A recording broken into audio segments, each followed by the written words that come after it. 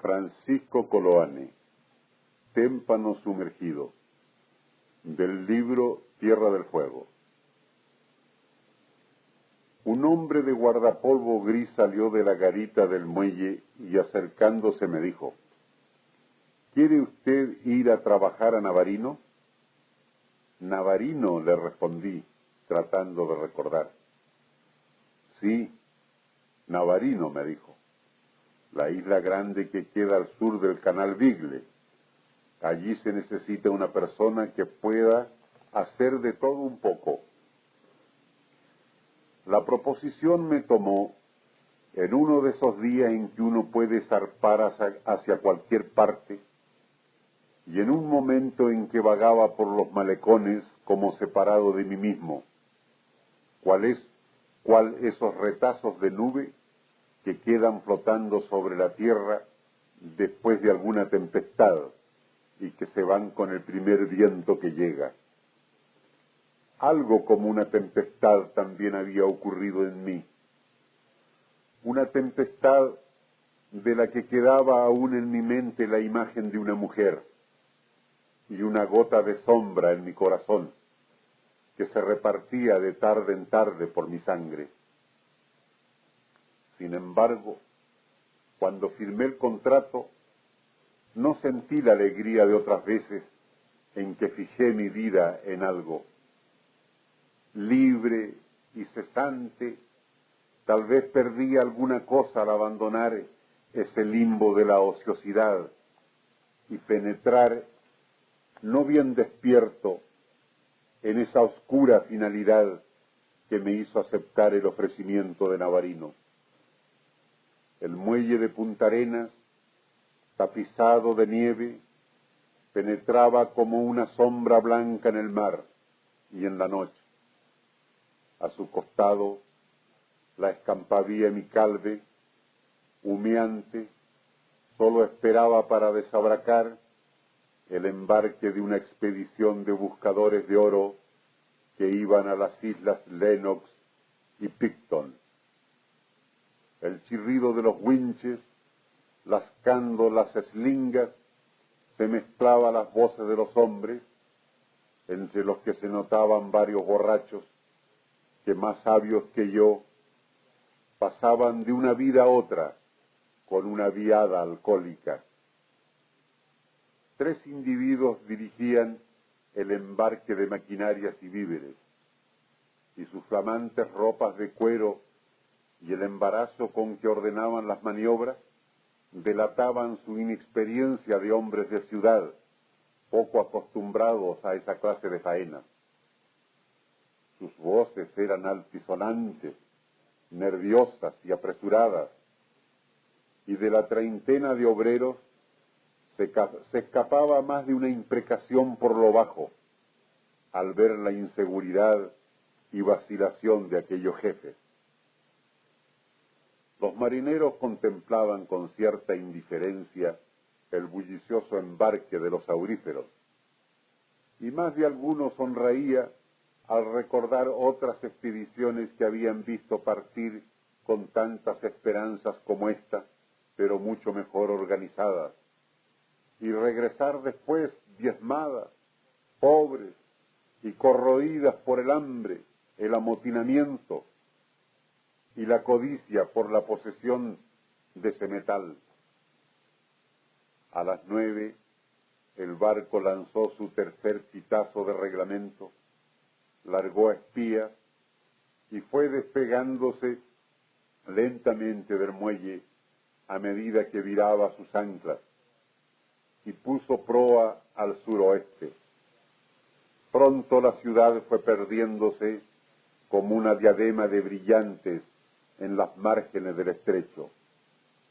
A bordo iban, además de los bulliciosos auríferos que no terminaban nunca de arreglar sus enseres, pobladores de las islas y leñadores que la escampavía debía ir dejando por los más apartados y solitarios rincones. Me acodé sobre la baranda en un rincón de la cubierta y me puse a silbar una melodía que a menudo trae a mi memoria recuerdos agradables sensaciones, colores, cosas que son como las luces de bengala que se encendían en las noches de Navidad en mi lejana infancia. El barco avanzaba como un monstruo plomizo, pesado, abriendo una herida blanca en el mar y un halo esfumado en la noche. El jadeo monocorde de sus máquinas acompasaba con mi canción, y así, unidos, parecía que nos íbamos hundiendo entre los oscuros elementos del sur. Alrededor de la medianoche, el sueño empezó a rozarme con su ala de cuervo. A lo mejor no había hecho otra cosa que esperarlo sobre cubierta para evitarme el estar despierto en el desagradable recinto de la tercera clase. No lo dejé pasar y me deslicé por el entrepuente. La tercera clase es igual en todas partes, en la tierra como en el mar, y los seres que pertenecemos a ellas también somos iguales. Todos formamos una especie de frontera de la humanidad. Eso que es como la costra de la tierra, la que se queda afuera, sobresalida, recibiendo en la superficie el roce de la intemperie, el hálito de los astros, mientras la bola opaca rueda y rueda para sostenerse en la noche de los abismos. La tercera clase de la Micalvi confirmaba la regla. Instalada en la parte superior de la bodega de proa, parecía una sala de cárcel con sus catres de fierro armados unos sobre otros. Tal vez este parecido trajo a mi memoria la enseñanza que en una ocasión me proporcionó un preso. Puse el jergón de paja sobre mi cuerpo a manera de frazada, en vez de usarlo de colchón, y me tendí a dormir. Al día siguiente, amanecimos por los canales que bajan hasta conectarse con el brazo noroeste del Beagle. La atmósfera era una de las más transparentes que he hallado en mi vida. Los cerros entre los que navegábamos semejaban manada de monstruos marinos echados sobre las aguas, de dorsos blancos, alisados por el peine de los vientos. El canal se rompía en un trecho y por él entraba el océano Pacífico aún, con sus mares bobas, que pasaban meciendo a la nave de babor a estribor para ir a reventarse entre los acantilados de la costa en un rosal de espuma. Los buscadores de oro deambulaban por el castillo, más tranquilos y silenciosos. Algunos pobladores ricos con sus mujeres e hijas alternaban en el puente con los oficiales. En los pasillos, gente anónima y oscura. Por entre esta me deslicé cuando se me pasó el deslumbramiento de luz, y me fui a acomodar en la popa, cerca de un grupo de 4 personas, entre las que se destacaba un hombre gigantesco, de cabeza grande y cuadrada, cuyos ojos y labios no se distinguían, perdidos en una maraña de bigotes y barba. Según supe después, era uno de los más ricos ganaderos del Beagle, un yugoslavo que prefería la compañía de los obreros a la de los oficiales. El grupo permanecía en actitud de conservar, pero estático y en silencio. Después de un rato, el inmenso yugoslavo levantó un brazo con la pesantez de una grúa y señalando las rocas que quedaban a la cuadra del barco, dijo con una voz muy ronca: en esa piedra estuve una vez 8 días. La voz era de trueno, pero el acento balbuciente y la pronunciación prolongaba las S y las convertía en she con la media lengua, como la media lengua de un niño de pocos años, todo lo cual daba una impresión más que cómica extraña. Casi me muero.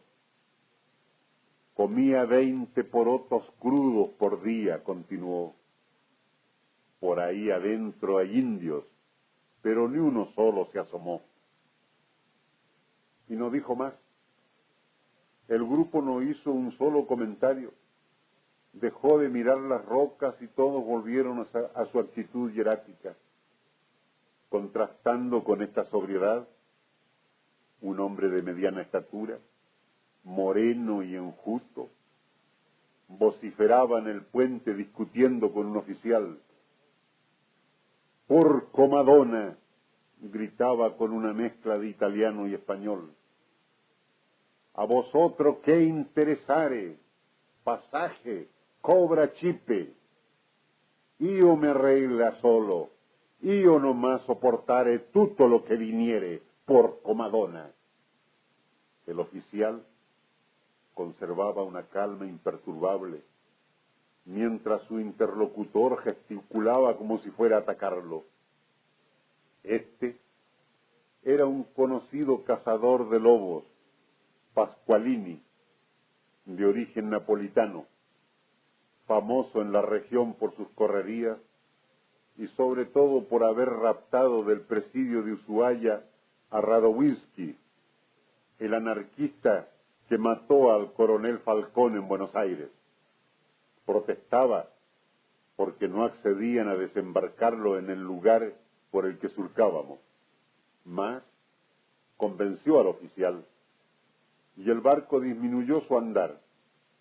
Con las máquinas sobre marcha, Pasqualini arribó su chalana de no más de 4 metros de eslora, embarcó un saquillo con víveres, amarró uno de los remos en el banco del medio a modo de palo mayor, izó de vela una frazada amarrada a una verga hecha de un mango de escobillón, puso el otro remo de bayona, se sentó junto a él y con un adío estentoreo se desabracó y enfiló rumbo, empujado por la brisa del suroeste. «Este es un atorrante de los mares», dijo uno de los de a bordo. «Vive un tiempo entre los indios y otro día cualquiera sale al paso del buque, lo hace detener como ahora y embarca su cosecha de cueros de nutria y de lobo». A través de 3 días de navegación, la Micalvi fue regando su cargamento por diferentes rincones. En Lennox quedaron los auríferos, y yo fui el último en desembarcar en Puerto Robalo, cuando el barco ya casi completaba la vuelta a la isla de Navarino. Puerto Robalo está al pie de una cordillera que cae casi a pique en el mar, de manera que el vallecillo que corre junto a la costa parece un refugio de enanos en una tierra de cíclopes. El Bigle, próximo a desembocar en el Atlántico, forma allí una corriente curiosa debido a algún solevantamiento rocoso. Las aguas se cruzan formando una rara trama y huyen haciendo remolinos vertiginosos en las álgidas horas de las mareas. Allí me esperaba Harberton, un anciano alto, de rostro rugoso y oscuro como la corteza de los robles. Vestía un chaquetón de grueso paño negro, reverdecido como los musgos por el tiempo, un sombrero igual, de anchas alas levantadas, le daba un aspecto de pastor protestante. «Buenos días», me dijo en un tono desabrido y en una forma como si hubiéramos estado siempre juntos. Me condujo luego hasta la casa que quedaba junto a un robledal, construida con gruesos troncos de árboles partidos y techada con zinc. En ella me encontré una joven mujer india y 4 niños. Mis labores consistieron en ayudar al cuidado de 2000 ovejas, en el encierro de algunas vacas, en la enyugada de una yunta de bueyes de vez en cuando, en el fondeo del trasmayo cuando había necesidad de abastecer la cocina con pescado y en algunos otros quehaceres. El trabajo era muy fácil y me di cuenta de que mi persona casi estaba de más, porque Harberton lo hacía casi todo pausadamente. Por otra parte, fui cambiando rápidamente de opinión con respecto al lugar. Me sobraban las horas y los trabajos se hacían con el placer de un juego. Ordeñaba, hacheaba en el bosque, repechaba los senderos en busca del ganado, y en las mañanas en que recogía la red, me deleitaba viendo saltar en el fondo de la chalana a los robalos relucientes, como docenas de brazos cortados. Todo anduvo muy bien en aquel idílico rincón durante el primer tiempo. Digo el primer tiempo, porque solo al cabo de 2 o 3 semanas fui notando la extraña influencia que poco a poco me llevó hasta la desesperación. Harberton no hablaba. Después de haberme dado las instrucciones, enseñado los caminos y dividido las faenas con él, permaneció en el más completo silencio. Su mujer y los niños parecían estar acostumbrados a este mutismo, pero a mí, hombre joven, me fue dañando poco a poco la presencia de este hombre silencioso. Se levantaba con el alba, ponía en su morral de lona algo de carne o pescado ahumado, pan y cebolla, y partía hacia la montaña, de donde regresaba solo con el anochecer. En una ocasión en que se desencadenó una tempestad de nieve y no regresó en toda la noche al rancho, salí en la mañana siguiente a campearlo, creyendo que podría haberle sucedido algún percance. Lo encontré en una de las cumbres más altas, guarecido en una cueva natural hecha en la roca. Fumaba su cachimba de tabaco octorum y contemplaba, fijo los ojos en la lejanía, a la naturaleza circundante. El Vigle pasaba abajo como un verde sendero florecido de espuma. Era lo único diferente. Todo lo demás estaba completamente blanco. Los últimos contrafuertes andinos que terminan con la Tierra del Fuego se atravesaban como lunas partidas, y la isla de Navarino misma semejaba el comienzo de otro mundo blanco y ajeno. La India tampoco hablaba. Después de sus afanes domésticos, permanecía en un rincón, en cuclillas, con un niño entre las faldas. El mayor de estos andaba en los 11 años y era hijo de la primera mujer india de Harberton, los otros 2 de la segunda y el cuarto de la tercera. Las 2 anteriores, también indias yaganas, habían muerto cumpliendo el sino que persigue a las mujeres de esa raza cuando son hembras de blanco. Me refugié en los niños. Les hice un pizarrón y con una tierra parecida a la tiza les enseñé letras y después a leer. Los formaba a menudo frente a unos buscavientos que les fabriqué en forma de aviones, cuyas hélices engranadas producían un ruido semejante al de los motores, y les hacía practicar ejercicios gimnásticos sencillos, trotes y juegos hasta que poco a poco fui formando con ellos un pequeño grupo social, sano y alegre, que suavizaba un poco mi dura monotonía. Papá no habla nunca, me dijo un día el mayorcito.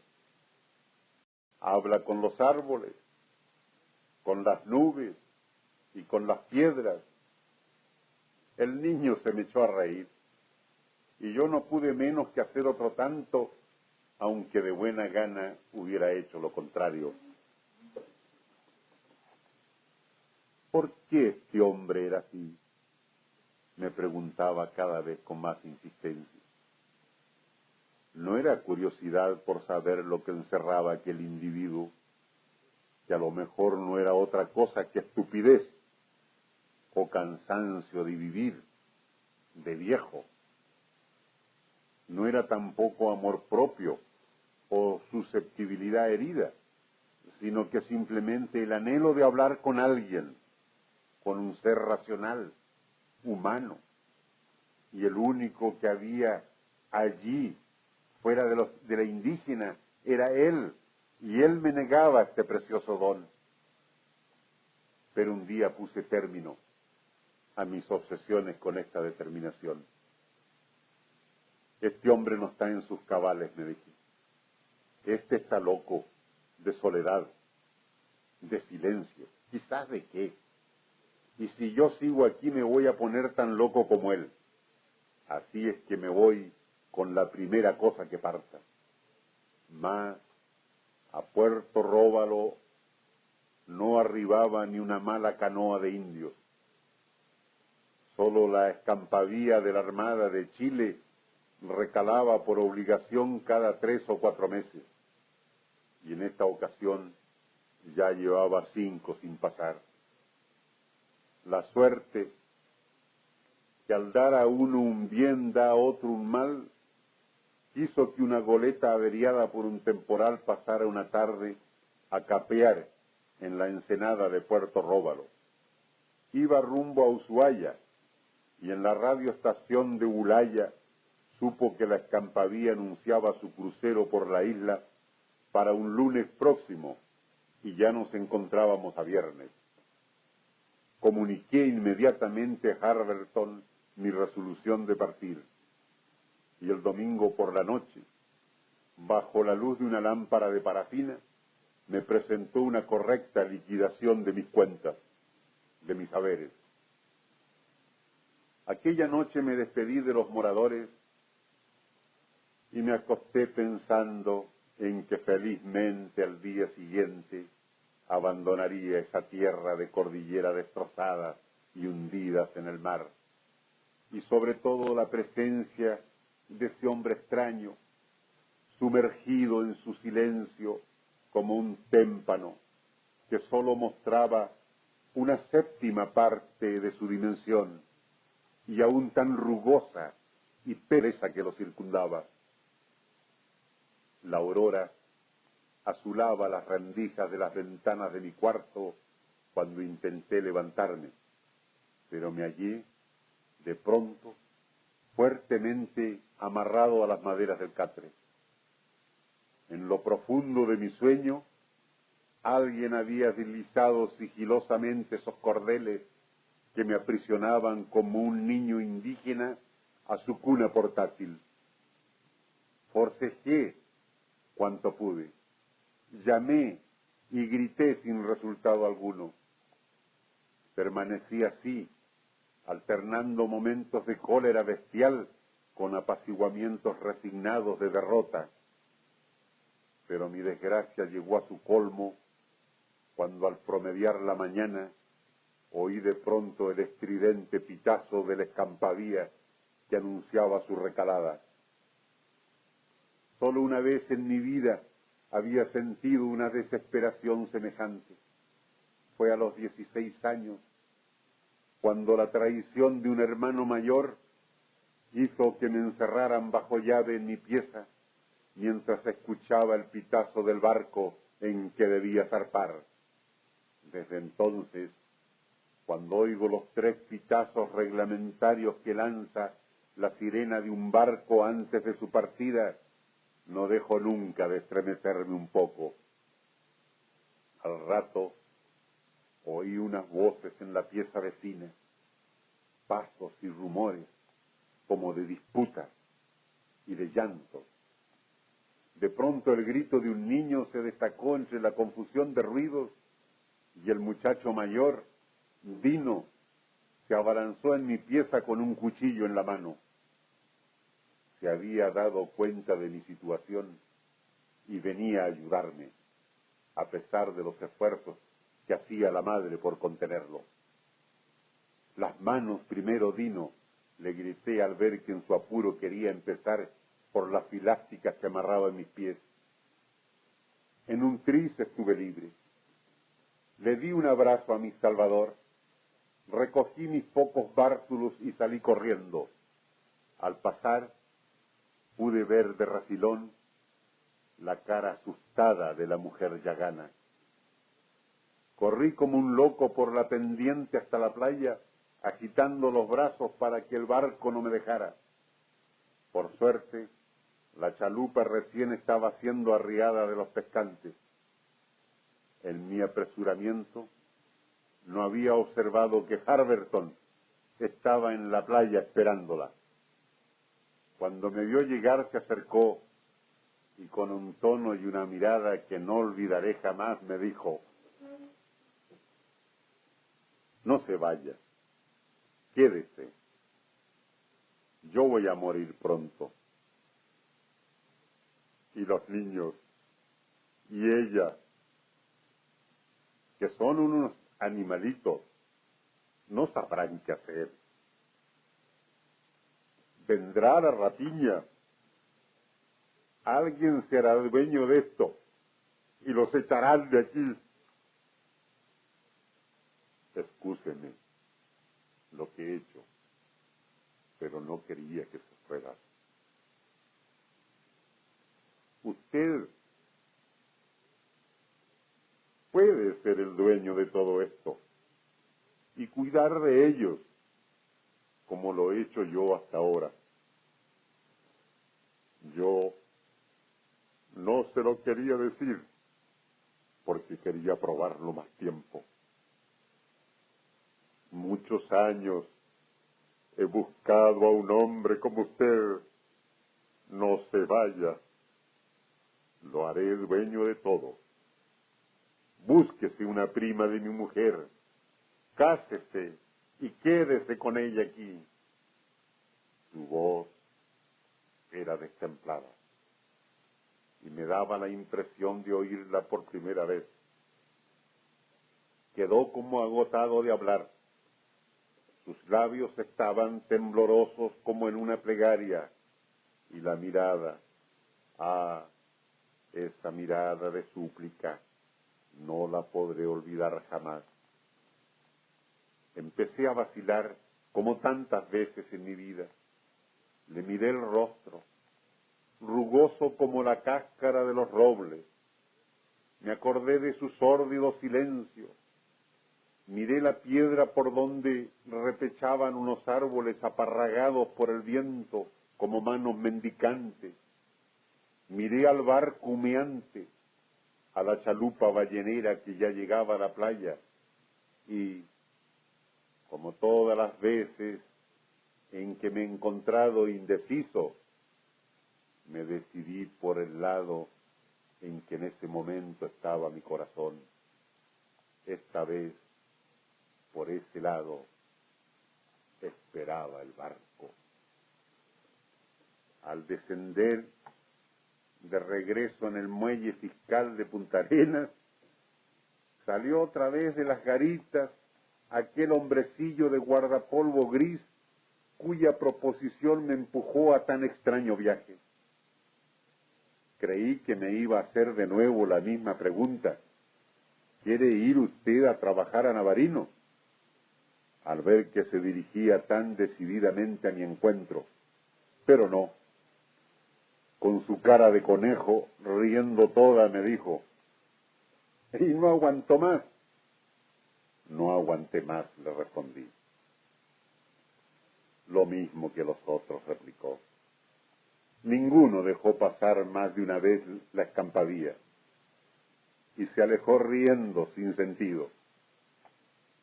Sí, me dije mirándolo, no sé bien si con desprecio o con rabia, lo mismo que los otros. Pero ninguno como yo vio lo que el témpano ocultaba debajo de sus aguas. Nadie vislumbró la ternura de esa naturaleza sumergida. Un día, tal vez, he de volver a Puerto Róbalo. Seré rico. El silencio del antiguo dueño lo transformaré en bullicio alegre.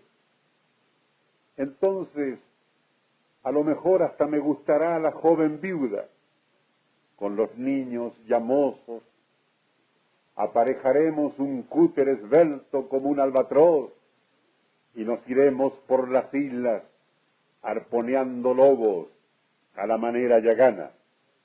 Pero no he vuelto todavía.